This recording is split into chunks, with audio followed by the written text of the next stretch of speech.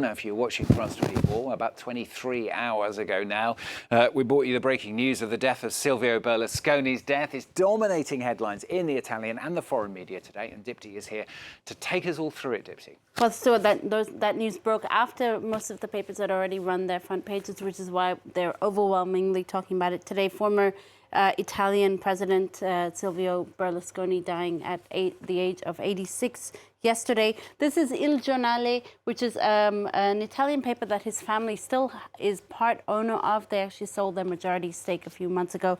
Now they go with the headline, "The Last Cavalier," the nickname often given to Berlusconi, a rather adoring front page, which reminds us that he was both a media magnate and a politician and founder of the Forza Italia party.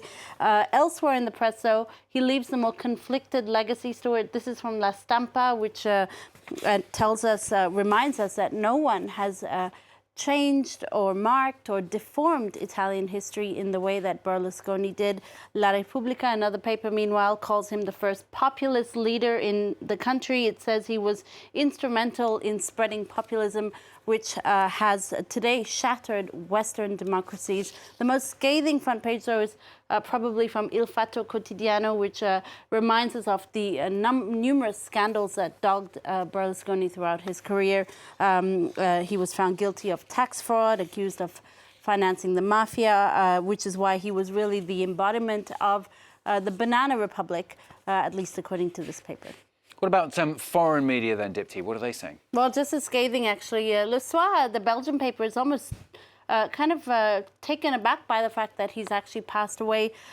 They say, he wasn't immortal after all. The paper says even after his tax fraud conviction, that didn't stop him from coming back to politics. So it was always like he was untouchable. The Swiss paper Le Temps, meanwhile, says he leaves behind him a sort of heavy legacy. Berlusconi wiped out the credibility of Italian government institutions. He gave the impression that a modern Italy was very backwards, actually. He may be gone now, but it's not sure that the country has been rid of Berlusconi's politics. That's from the Swiss paper, while the Times of London has reprinted some of its cartoons pertaining to those scandals that we mentioned that dogged Berlusconi. This one here dates back to 2011 from Peter Brooks, rather crudely entitled "Between the Legs of Italy," fitting for a man known for his infamous Bunga Bunga sex parties story. Yeah, I think we can work out what that one's trying to depict. US now, the death of an Olympic medal-winning athlete. It's really shed light on the struggles faced by black women. That's right. Tory Bowies' autopsy has revealed that she died of eclampsia while giving birth back in April. Now, the serious condition occurs during pregnancy or sometimes before pregnancy, in which case it's known as pre-eclampsia. Now, as this website here notes, the news of her cause of death has also shed light on the health struggles of black women in America. According to the Center for Disease Control, they are 3 times more likely to die from pregnancy-related complications than white women. Black women in America are often victims of a lack of access to proper health care, but also implicit medical bias or pre-existing conditions, which make them victims of systemic racism, which is why at least for this author, the death of Tory Bowie and the cause of her death should be really cause for concern in drawing out these issues that affect women that are often underreported as well, and in particular their access to medical services. Direct sports news for you now. Kylian Mbappé will not be taking up the option to extend his contract until 2025, raises suspicion that he too is planning to leave Paris Saint-Germain. Yeah, he's on the front of L'Équipe today, which says that PSG is sort of hardening its tone, noting that Mbappé's intention not to renew his contract has really sparked the anger of his club. The club is even ready to sell him off if he doesn't extend his contract with him.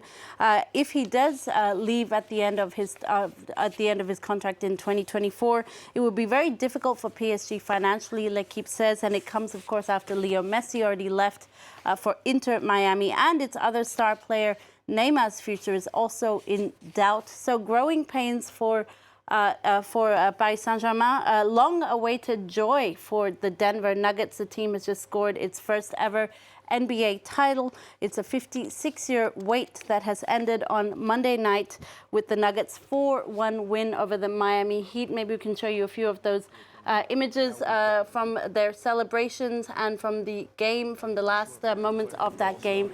As I said, a 56-year wait, and thanks in part to its star player Nikola Jokic, who the Denver Post says was once an obscure second-round pick for the NBA. Well, he's now part of a winning team. Stuart. Go for it, the Nuggets. And from Nuggets to spinning wheels. It's been a familiar face on US television for decades. Wheel of Fortune host Pat Sajak says he's stepping down in 2024. Yeah, and when he steps down next year, he would have been host of Wheel of Fortune for a whopping 43 years.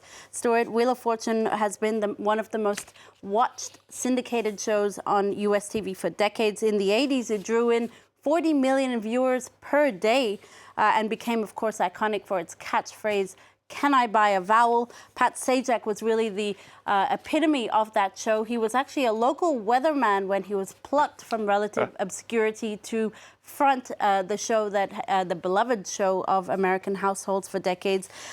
Since its inception in 1975, the show has awarded $250 million to contestants for correctly guessing the right words, Stuart. Yeah, all in a big spinning wheel as well. Thanks, Dipti. Dipti with the papers on France 24. A lot more coming up for you straight after the break, so do stay with us if you can.